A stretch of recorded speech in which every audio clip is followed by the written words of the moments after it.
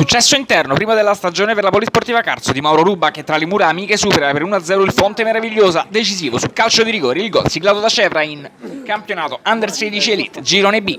Prima parte di gara contrassegnata dai calci piazzati, il primo a provare Altobelli con il destro al sesto, sfera alta sopra la traversa, ancora padroni di casa al quarto d'ora, conclusione murata da Perilli, infine cross sul quale Facco non arriva per il colpo di testa. Fonte Meravigliosa che al 25esimo risponde con il destro di Lozzi, para, Ciotti in presa bassa, l'occasione migliore del primo tempo arriva sul cross di Morelli per la Fonte, colpo di testa di Rasicci sul quale lo stesso Ciotti devia in corner, Polisportiva che invece risponde nel finale ancora con Facco che in doppia conclusione trova il muro della formazione ospite. Così la prima frazione di gioco termina senza reti, 0-0, nella ripresa subito ospiti pericolosi dalla distanza, sfera che termina al lato, poi con pericolo da parte dei padroni di casa, poi ospiti pericolosi dalla distanza, con sfera che termina appunto in out. Carso che si fa vedere invece da rimessa laterale, Cevrain si gira e tira in area di rigore, para Perilli in calcio d'angolo.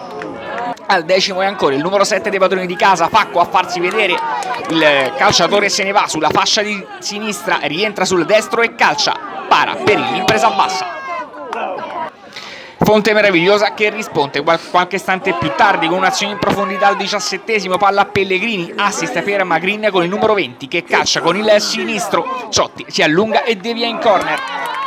Poco più tardi ancora Fonte Meravigliosa, velenosa, calcio di punizione dalla distanza, lancio lungo di Comelli con la testa, trova ancora Ciotti. Il match cambia al 33esimo, Cevrain va via in mezzo a due ed entra in area di rigore, interviene Sciaramellano per il direttore di gara, è penalty ed assegna calcio di rigore. Dal dischetto va lo stesso numero 9 dei padroni di casa, vale a dire Cevrain, che spiazza il portiere ospite per l'1-0 della Polisportiva Carso.